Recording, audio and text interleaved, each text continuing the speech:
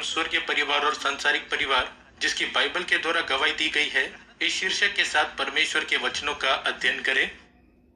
परमेश्वर ने इस पृथ्वी पर कई प्रणालियां बनाई है जो स्वर्ग की प्रणालियों का प्रतिरूप है। उनमें से एक परिवार प्रणाली है। पृथ्वी पर परिवार प्रणाली को स्वर्ग की परिवार प्रणाली के प्रतिरूप में बनाया गया था। आज बाइबल के द्वारा आइए हम एक एक करके परिवार के प्रत्येक सदस्य की पुष्टि करें।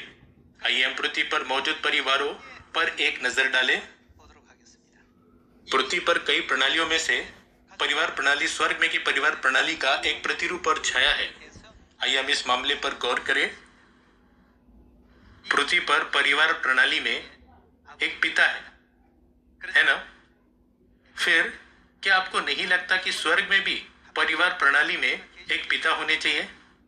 अगर इस पृथ्वी पर एक पिता है जो शारीरिक दुनिया और प्रतिरूप और छाया की दुनिया है, तो स्वर्ग में पिता होने चाहिए जो आत्मिक दुनिया और वास्तविकता की दुनिया है।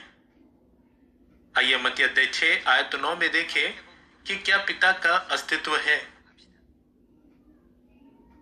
लिखा है, अतः तुम इस रीति से प्रार्थना किया करो, हे हमारे कौन पिता, तू जो स्वर्ग में है। एक बार फिर हम इस तथ्य की पुष्टि कर सकते हैं कि शारीरिक परिवार में एक पिता का अस्तित्व है और वह उस परिवार का प्रतिनिधि है।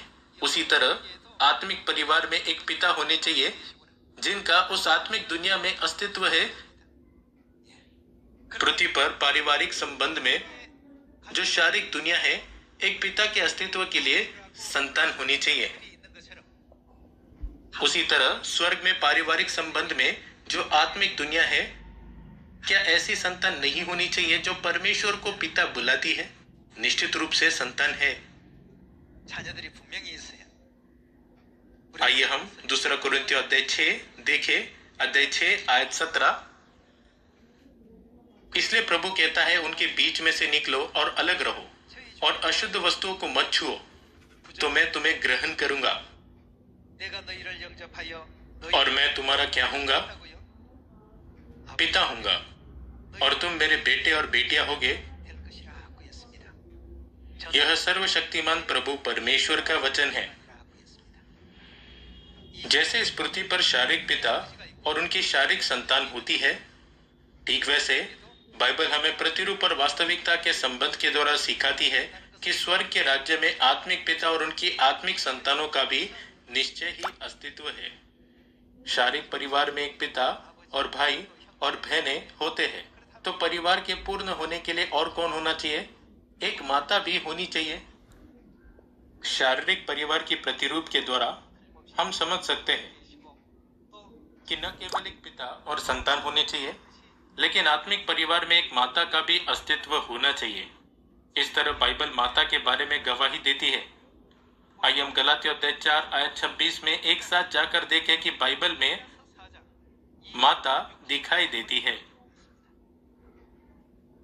पर ऊपर, यहाँ ऊपर का मतलब स्वर्ग है। ऊपर की यरूशलेम स्वतंत्र है और वह हमारी माता है।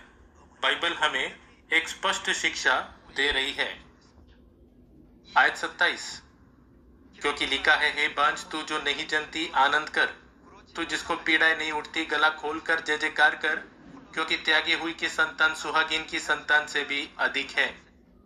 हे भाइयों, हम इसहाक के समान किस प्रकार की संतान? प्रतिज्ञा की संतान है। पहला यूहन्ना अध्याय 2 आयत 25 के अनुसार यह प्रतिज्ञा अनंत जीवन है, जिसका अर्थ है कि परमेश्वर ने हमें अनंत जीवन की प्रतिज्ञा दी है। पृथ्वी पर सभी प्रणालियां स्वर्ग की प्रणाली का एक प्रतिरूप है जो वास्तविकता है। तो फिर इस पृथ्वी पर जो प्रतिरूप और छाया की दुनिया है, कौन संतानों को जीवन देती है? फिर स्वर्ग में किसे संतानों को अनंत जीवन देना चाहिए? क्या वह हमारी माता नहीं है जिन्होंने हमें अनंत जीवन प्रदान किया है? हमें किस प्रकार की संतान कही गई है? हमें प्रतिज्ञा की संतान कही गई है। आइए हम आयत 29 के साथ जारी रखें। और जैसा उस समय शरीर के अनुसार जन्मा हुआ आत्मा के अनुसार जन्मे हुए को सताता था, वैसा ही अब भी होता है। परंतु पवित्र शास्त्र क्या कहता है?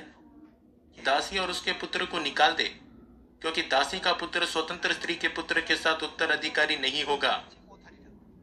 इसलिए हे भाइयों, हम दासी के नहीं परंतु किसकी संतान है? स्वतंत्र स्त्री की संतान है।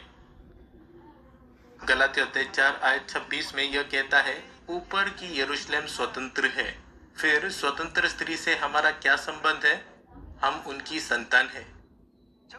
दूसरे शब्दों में, ऊपर की यरूशलेम स्वतंत्र स्त्री हमारे लिए कौन है?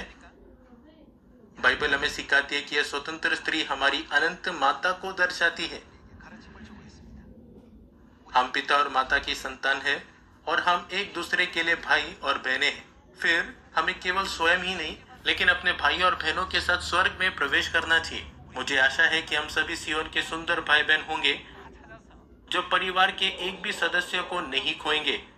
आइए हम उन सभी को खोजें और स्वर्ग माता के साथ अपने अनंत घर, स्वर्ग के राज्य में जहाँ पिता है, लौटे और अनंत जीवन की आशीष का आनंद लें।